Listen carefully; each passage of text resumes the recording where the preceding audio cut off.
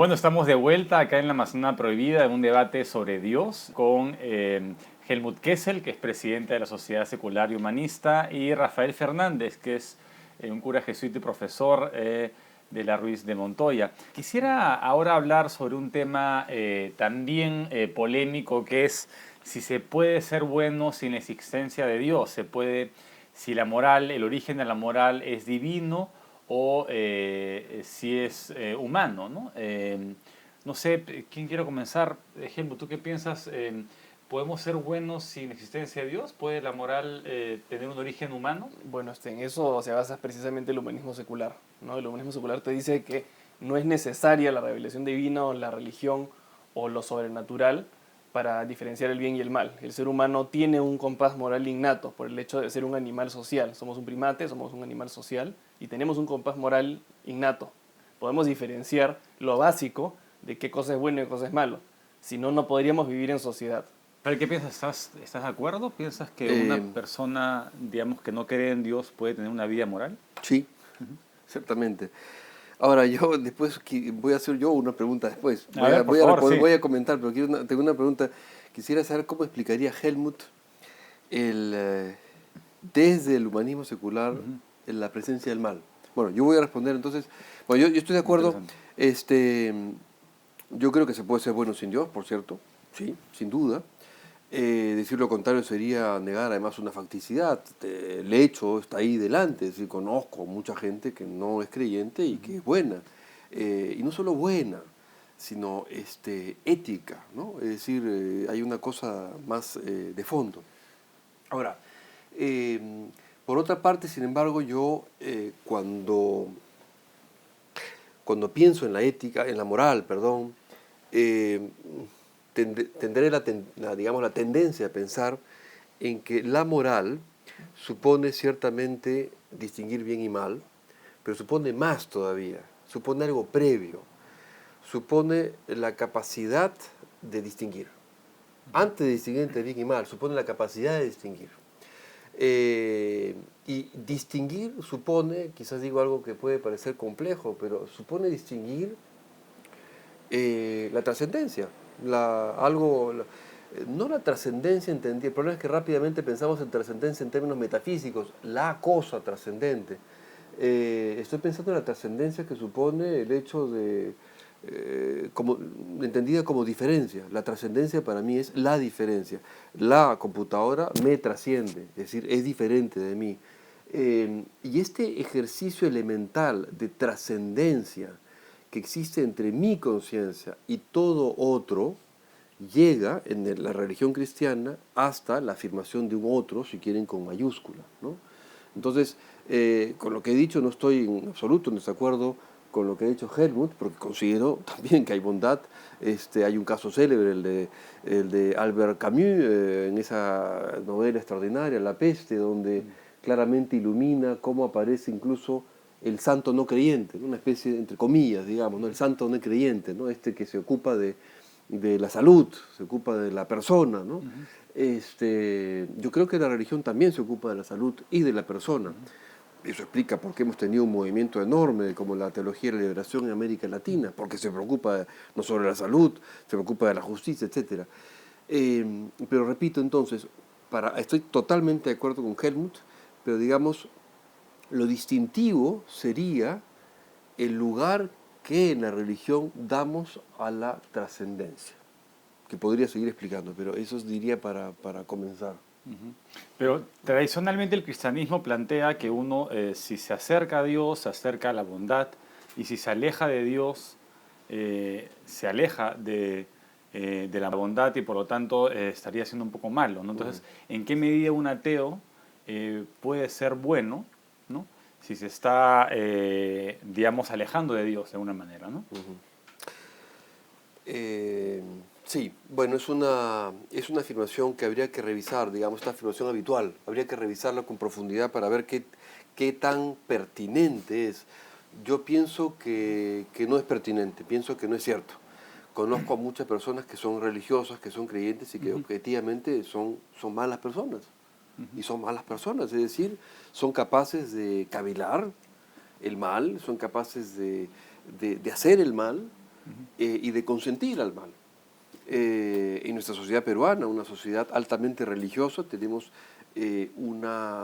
lamentablemente por ósmosis, por mímesis o por lo que sea, una sociedad que es sumamente permisiva con el mal. Y podemos ver el mal a nuestro alrededor y estar tan tranquilos sin inmutarnos.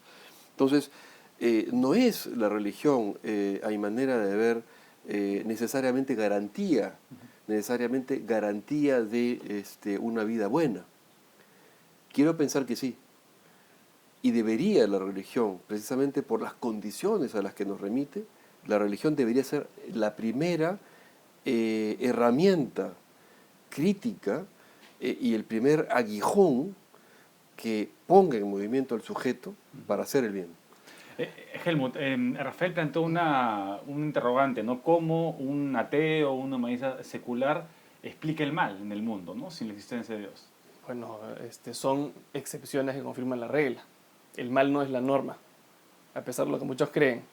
Cuando ven las noticias y dicen, ay, el mundo está lleno de mal, a nuestro alrededor es terrible, el mundo cada día está peor. No, el mal no es la norma, el bien es la norma. Por eso podemos vivir en sociedad, por eso podemos tener ciudades, gobiernos, por eso podemos viajar al pueblo vecino. O sea, el mal, las guerras, el crimen es la excepción y por eso salen las noticias. Si fuera la norma no saldrían las noticias, lo que saldrían las noticias serían las cosas buenas. Entonces, en la naturaleza no es una línea recta. En la naturaleza prácticamente no encuentras líneas rectas. Todo fluctúa. El mal son excepciones a la regla. ¿No? Para ponerlo de manera simple, podríamos tener todo un debate sobre el significado del mal y por qué existe el mal, ¿no? Pero quiero mantenerlo simple para no extendernos mucho en el tema, ¿no? Ya. Pero es un tema que da para una hora más de debate, ¿no? Yo le quisiera hacer una pregunta también a Rafael, ¿no? Y que estamos en las preguntas. Por favor.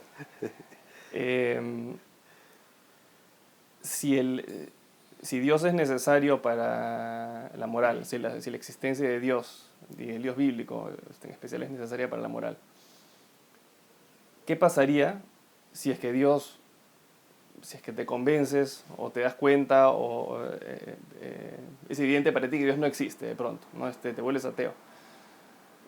¿Seguirías siendo una persona buena, una persona moral, ya que no tienes la vigilancia de Dios sobre ti, ya que no buscas tu lugar en el cielo, etcétera? No, o sea, ¿seguirías siendo una buena persona o te volverías de pronto en una persona perversa que te roba y mata, viola? Bueno, sospecho que adivinas la respuesta, ¿no? Yo Así seguiría siendo ético, creo que lo soy, seguiría siendo ético. Genial, entonces, Ahora, sí. ¿para qué necesitas entonces a Dios para ser bueno? Sabía que esa era la pregunta. Yo creo que eso responde todo el debate, ¿no? Sí. Dios no es necesario, ni la religión es necesaria para ser una persona buena o una persona moral. Efectivamente, yo creo que Dios no es necesario. Así Yo no es. creo en Dios porque sea necesario. Justamente el Dios en quien creo, el Dios cristiano y el Dios de la Iglesia Católica no es un Dios necesario.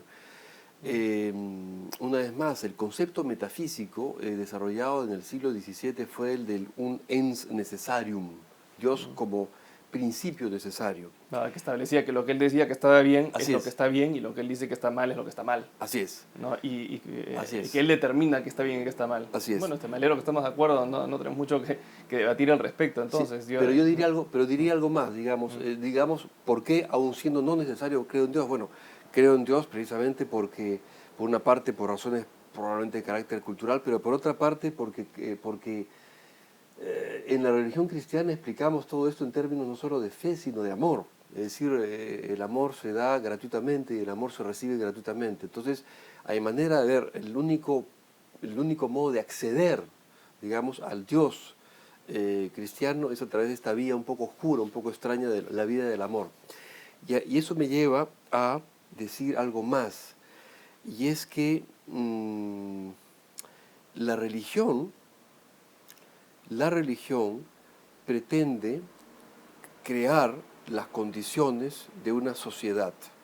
Por supuesto, podemos crear sociedad y tenemos ante nuestros ojos la sociedad también puede desarrollarse a través del Estado y qué sé yo, y aparentemente la religión no es necesaria. Pero la religión originalmente es un núcleo básico, es una comunidad. Y es en digamos, en ese sentido que entiendo que la religión es semejante a la moral. La religión no es moral cuando utilizo la religión para pedir favores a Dios. Eso es inmoral. Lo dice Kant. Kant dice que clase de religión es esa en la que simplemente soy creyente para pedir servicios o favores.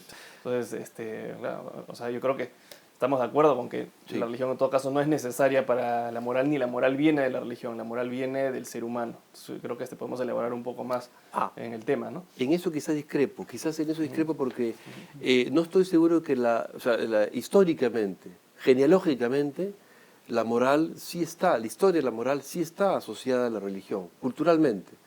Sí, bueno, en eso discrepo yo. Claro, no estoy, digamos, claro, puede haber razones de carácter natural, pero digamos, por ejemplo, René Girard establece que, haciendo estudios de carácter cultural, establece que la primera forma cultural es la religión. Y claro, cuando dice forma cultural quiere decir que hay ciertas reglas de juego. No estamos hablando de la moral tal y como la entendemos ahora, o donde hay bien y mal como lo entenderíamos tan claramente en este momento. Estamos hablando de las primeras formas de estructuración social, donde se crean efectivamente mitos, ritos, etcétera, pero aparecen, digamos, en germen las primeras formulaciones de conducta. Porque justamente eso, lo que acabas de decir, es lo que demuestra que la moral viene del ser humano y no de la religión. Es al revés. Porque justamente las primeras formas de codificar la moral fueron a través de inventar cultos religiosos. Es decir, tenemos un compás moral innato y sobre ciertas áreas grises podemos discutir, ¿no? A ver qué cosas bien y qué cosas están mal. Pero ¿cómo lo codificamos? ¿No? Eso lo tenemos por un lado. Por otro lado, estamos en la infancia del ser humano, no entendemos los fenómenos de la naturaleza, no entendemos los terremotos, las tormentas, una serie de cosas, entonces lo atribuimos a seres mitológicos, todopoderosos. ¿Ustedes ¿no? lo atribuyen a seres mitológicos? No, lo atribuimos, me refiero hasta al ser humano en su infancia. Inicialmente, claro. Sí, sí, sí. Inicialmente, No, porque ahora sí se claro, sabe. no, obviamente, claro. Estamos con unos terremotos. Los seres humanos, estoy hablando de hace miles de años, Claro. entonces empezamos a atribuir estos fenómenos naturales, ¿no?, a seres mitológicos, que son todopoderosos. Y por otro lado tenemos que codificar nuestras costumbres éticas y, ¿no?, ponerlas en un código para poder vivir en sociedad. Entonces, en ese momento se combina esta creencia en lo sobrenatural en base a estas explicaciones mitológicas que damos a los fenómenos naturales con la necesidad de codificar la moral. Y decimos, bueno, evidentemente, si queremos que esto se ejecute, la forma más eficiente es atribuyéndole esta moral a este ser mitológico que hemos creado o que creemos que existe, ¿no? Entonces, para poderle dar más peso al código que hemos inventado, Claro, decimos, claro. esto de acá lo ha determinado el dios tal, el dios de la tormenta, ¿no?, que es el más poderoso de todos, es el dios de la tormenta. Entonces él ha determinado que este código moral tiene que ser seguido. Y si no sigues al código moral, te va a lanzar un rayo que te va a fulminar, Ya. ¿no? Entonces, justamente la religión viene de ahí, de la necesidad de codificar la moral del ser humano, de la moral que viene del ser humano, combinado con lo sobrenatural. Todavía no me queda claro lo del compás natural. Moral. Moral, ¿no? El compás moral que sería natural. Y por eso pregunté originalmente, bueno, ¿cómo se explica? Claro, una excepción, claro. Efectivamente, el mal es una excepción, ¿cierto? Pero ¿cómo se explica, digamos, de acuerdo a este compás? Por la evolución. Quizás, probablemente, también decías que es un tema que hay que Es por la, hablar más. pero Por la evolución misma. pero te lo puedo explicar brevemente y lo ves de forma más gráfica en otros primates que no tienen religión. De acuerdo. Tú ves comportamiento moral en chimpancés, Sí, en gorilas, cierto, sí, lo hay. etcétera. La ¿no? empatía, por ejemplo, que es una de las Claro. características propias de Y la... en otros animales, en otras especies también. Entonces, Sí. la moral, ese compás moral innato Ya. viene justamente de la evolución. Nosotros necesitamos ser morales por un tema de reciprocidad. Ya. ¿no? Si yo soy moral contigo, tú lo vas a hacer conmigo. Entonces, por lo tanto, vamos a vivir tranquilos y Bueno. vamos a ser felices. Reciprocidad. ¿no? Ahora. Esa es una. ¿no? O sea, hay una serie, o sea, pero las tres más importantes es uno, la De acuerdo. reciprocidad. Dos es el poder cuidar las copias de nuestros genes. Por eso somos morales ante los niños, porque son la copia de nuestros genes. Y genéticamente queremos cuidar esas copias nuestras, y por lo tanto somos moral ante los niños, ante los desprotegidos, etc. Y también por un tema de reputación, ¿no? Es conveniente tener una reputación de ser una persona buena, agradable, porque así, ¿no? Tú vas a poder vivir en mejor armonía con el resto. Entonces, la evolución ha justamente generado este comportamiento moral en nosotros desde que, desde antes de ser Homo sapiens, ¿no? Incluso probablemente desde antes de ser mamíferos. ¿No? A ver, yo había dicho que se ha ido sofisticando con el tiempo. Sí. Había dicho que tenía 2 puntitos, ese era el primero, la pregunta, pero el segundo punto era el siguiente: ¿por qué no admitir? Digamos que yo admito, concedo, digamos, y hay un compás natural, estoy de acuerdo además, porque eso está estudiado y, sí, como decía, la neurociencia ahora lo ha ido trabajando a través de la empatía y qué sé yo, por ejemplo. Muy bien, pero ¿por qué no admitir que sobre la base de un compás natural, el compás natural no dice moral todavía, tenemos que la moral es una construcción, el compás natural no es la moral. Lo que nosotros decimos o llamamos moral es la práctica en la cual discierno entre lo bueno y lo malo. Entonces, ¿por qué no admitir que sobre la base de un compás natural o moral, perdón, la religión construye o ayuda a construir, digamos, ese aparato? La codificación ciertamente es simbólica. Bueno, lo simbólico todavía, bueno, comienza, son formas primitivas de alguna manera, pero ¿por qué no admitir eso, digamos? Es que estoy de acuerdo con que la religión puede ayudar, y en algunos casos ayuda, en algunos casos no ayuda, en algunos casos ha hecho las cosas peores, ¿no? Pero la religión puede ayudar justamente a poner en práctica este compás moral, ¿no? Pero la religión como construcción humana. Claro. La religión como construcción humana, no como revelación divina, no como una institución sobrenatural. Es decir, todo lo que la religión ha ayudado, ¿no? En algunos casos a desarrollar esta moral es gracias al hombre, porque el hombre la ha creado. Y el hombre ha visto a lo largo de la historia en la religión una forma eficiente de desarrollar, de sofisticar esta moral, de encontrar un ámbito en el cual se puede discutir esta área gris, porque en el compás moral tenemos ciertas cosas muy básicas, ¿no? Como matar, agredir, violar, etc. ¿No? Y hay un área gris, ¿no? ¿Estará bien o no el aborto? ¿Estará bien o no la investigación en células madre? ¿Está bien o no que se construya un edificio frente a tu casa y te tape la vista, ¿no? Hay una serie de cosas que están en un área gris que se puede discutir, pero nosotros creemos, o los humanistas seculares creemos, que los seres humanos somos perfectamente capaces de discutir esto y llegar a una conclusión entre nosotros. ¿Sin no cultura? Necesitamos... No, entre nosotros. La cultura es una construcción humana. O sea, entre nosotros, sin la necesidad de la intervención de seres sobrenaturales. Y la religión, como construcción humana, sí puede ayudar a desarrollar eso, pero como construcción humana, ¿no? A lo que nos oponemos es a que uno solamente puede ser moral por intervención divina, por revelación divina. Bueno, en eso estoy de acuerdo. Solamente una precisión. Aquí estamos hablando como de 2 orígenes, ¿no? El origen de la moral, bueno, natural, digamos, sobrenatural. Yo, digamos, aun cuando admito efectivamente que existe la bondad, y yo estoy convencido de que existe la bondad de mucha gente no religiosa, yo en este caso preferiría encontrar un origen compartido, ¿no? entre el extremo natural y el extremo sobrenatural. ¿Por qué?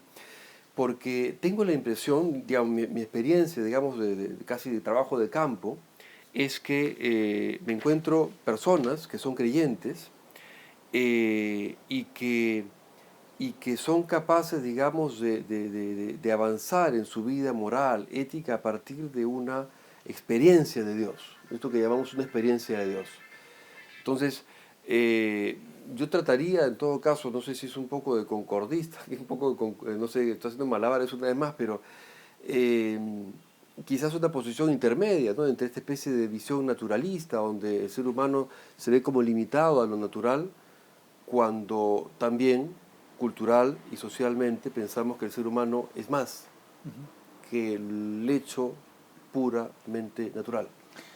¿Cuál en todo caso sería para ustedes las ventajas y desventajas de promover un tipo de moral cristiana, católica, ¿no? En comparación con una moral humanista, secular, basada en la ciencia. No sé quién quiere comenzar.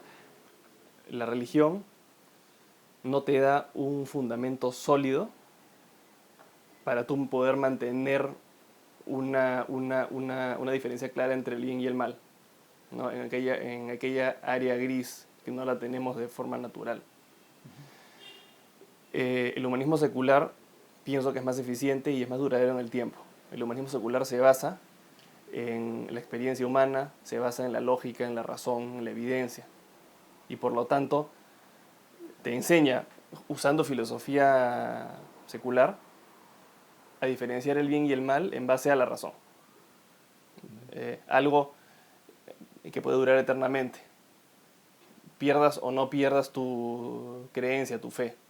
Si basas la educación moral de un niño únicamente en religión y no usas filosofía secular para nada, entonces si ese niño pierde después su religiosidad, pierde después su fe en el futuro, entonces va a perder la base que usaste para enseñarle justamente a ser una persona moral.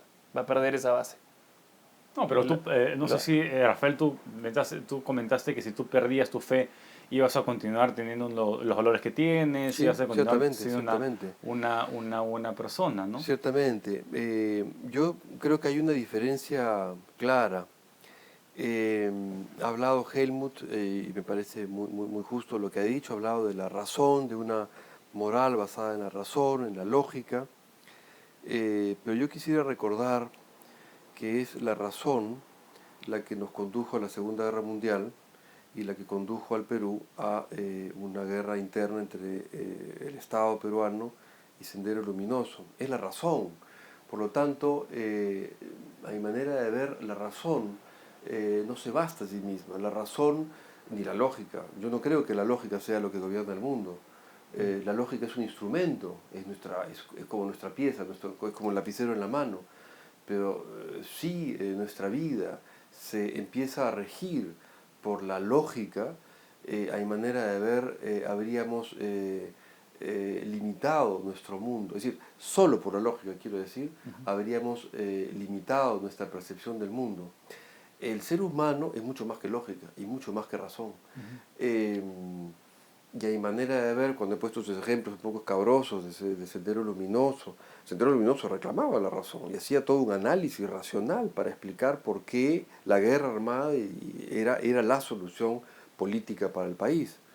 Entonces, yo creo que la religión en particular, permite poner en cuestión a la razón, interrogarla y hacerle ver sus límites.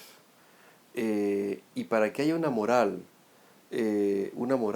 sobre todo actual, que sea capaz de distinguir entre bien y mal, no podemos solo fiarnos de una razón, sobre todo cuando ella se ha dado ya varios porrazos contra la historia y contra los hechos, ¿verdad?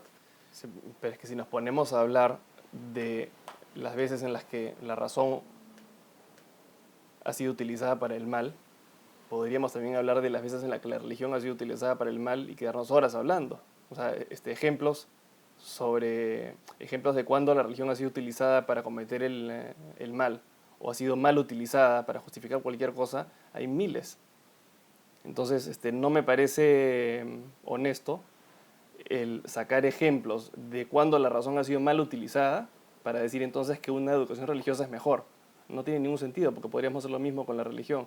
La religión también es tribalista, divide al mundo, ¿no? Te divide en comunidades irreconciliables una con la otra, ¿no? Te dice de que la otra comunidad no se va a salvar como tú porque no tiene una relación con Dios como tú la tienes, etc. Entonces, tiende a que mires a las personas de otra religión, otra comunidad hacia abajo, de manera inferior, no iguales a ti, y por lo tanto las haces menos humanas, ¿no? Entonces, la religión también es divisoria, es tribalista, ¿no? Divide el mundo en grupúsculos.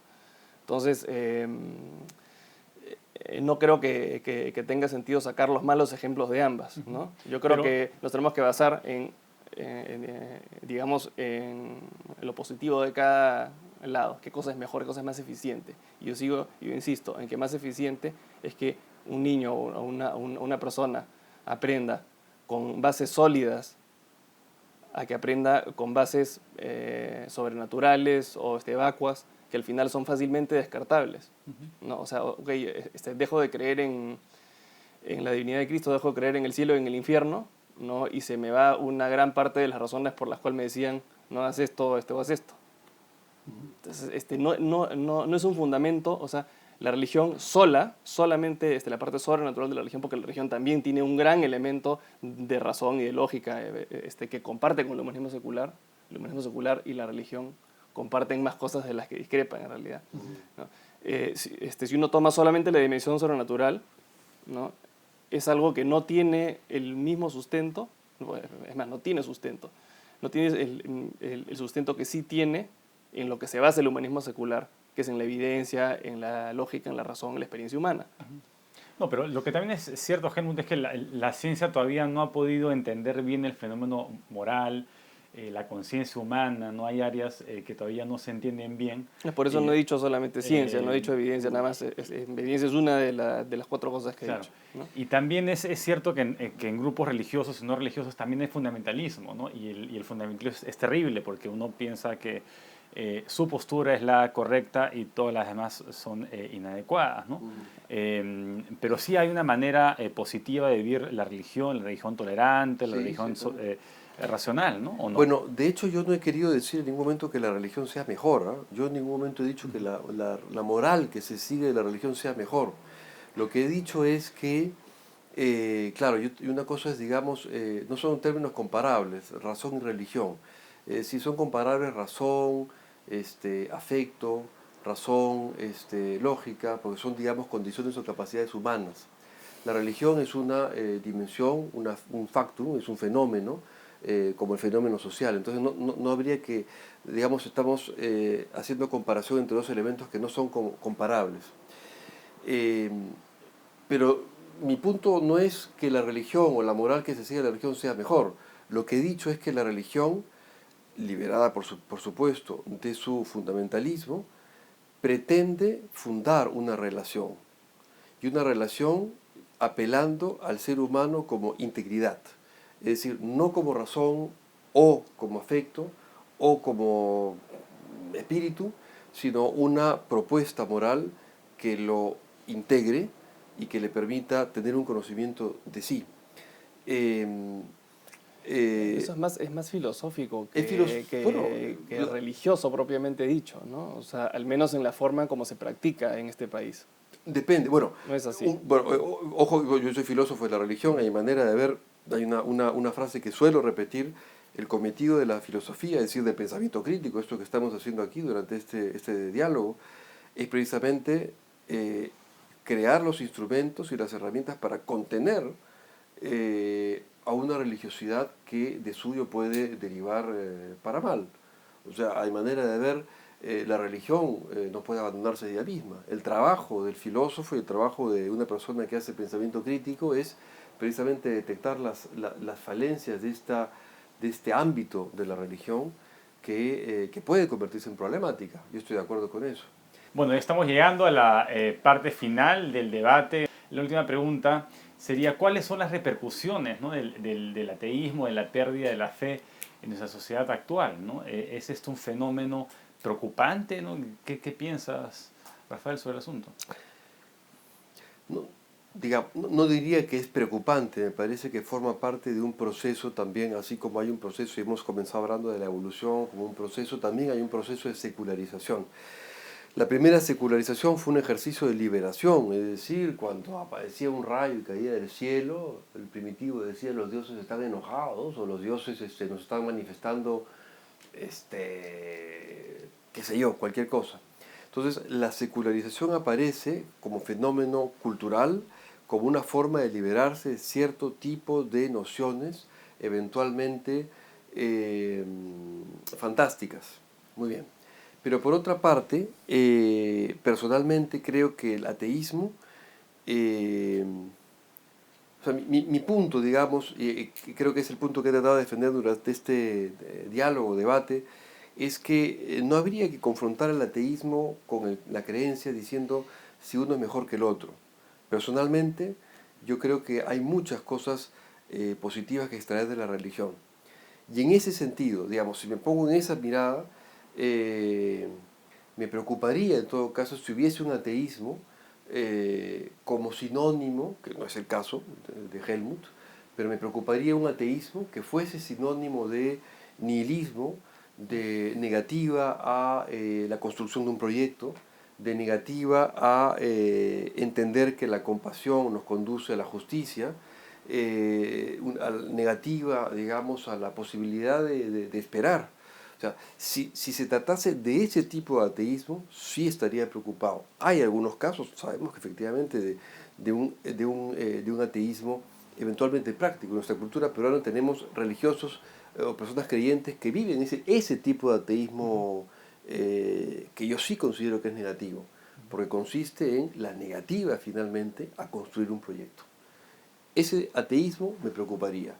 Un ateísmo, por el contrario, que procura redescubrir, o mejor dicho, afincarse en valores y una propuesta ética, me parece que es comprensible. No lo comparto porque mi punto de vista es creyente, no creo que sea mejor, como tampoco creo en ese sentido que mi religión sea mejor que el ateísmo, pero creo que, repito, que no es un peligro para la religión. Y lo último que quería decir, actualmente hay una gran confusión, hay muchas personas que dicen soy agnóstico queriendo decir soy ateo. El agnosticismo es una... hay personas, bueno, Kant es el ejemplo, el agnóstico, es decir, negaba la posibilidad de conocer a Dios por la razón, pero era creyente. Entonces, el ateo es el que positivamente, bueno, niega, rechaza la existencia de Dios. A veces hay ateos que critican o rechazan la existencia de Dios porque tienen una noción de Dios demasiado elevada, habría que decir. No creo que el hecho de que la sociedad en tiempos bíblicos viviera en un estado de violencia, que además no creo que sea el caso, sea una justificación para la gran mayoría de las instrucciones que Dios da directamente a su pueblo. ¿Cómo justificarían, por ejemplo, que Dios dé instrucciones a los padres de cómo vender a sus hijas a la esclavitud? Eso estaba mal hace 4000 años, está mal ahora y va a estar mal siempre. Un Dios omnisciente, un Dios extremadamente bondadoso, jamás habría dado instrucciones a sus padres de cómo vender a sus hijas a la esclavitud y cuánto cobrar por ellas, que está en la Biblia. Nunca. Claro, pero lo que dice Rafael es que uno tiene que reinterpretar esos pasajes de la Biblia a la luz del Nuevo Testamento. Es que no creo que haya nada que reinterpretar ahí. Yo creo que en muchos casos la exégesis es el intentar explicar o justificar lo injustificable. No hay justificación, hay estudios. La exégesis contemporánea combina estudios de historia crítica junto con la dimensión alegórica y con el análisis textual. Ok, pero ¿cómo se puede justificar, o sea, centralizándose en ese ejemplo, que un Dios extremadamente bondadoso y omnisciente dé instrucciones a los padres de cómo vender a sus hijas a la esclavitud? No hay nada que justifique eso. Pero no es Nada. justificación, es comprensión desde Nada el que lo explique tampoco. Claro. ¿Cómo explicas un Dios en el que cree la mayoría de la gente, sí. un Dios extremadamente bondadoso, un mismo ser con Jesús? ¿Cómo lo explicas dando ese tipo de instrucciones? Claro, habría que hacer un análisis del texto. No sé si el texto dice aquello exactamente, habría que ver. Y una vez más, lo dice. O sea, es, sí. digamos, el punto neurálgico es la cultura hebrea, machista, etcétera, etcétera. Es decir, todo lo que supone la cultura hebrea. Y es en ¿Por ese qué Dios contexto, avalaría una cosa así? ¿Por qué porque, no dicen no hagas eso? Eso porque está no mal. es Dios solamente, es Dios y el hombre.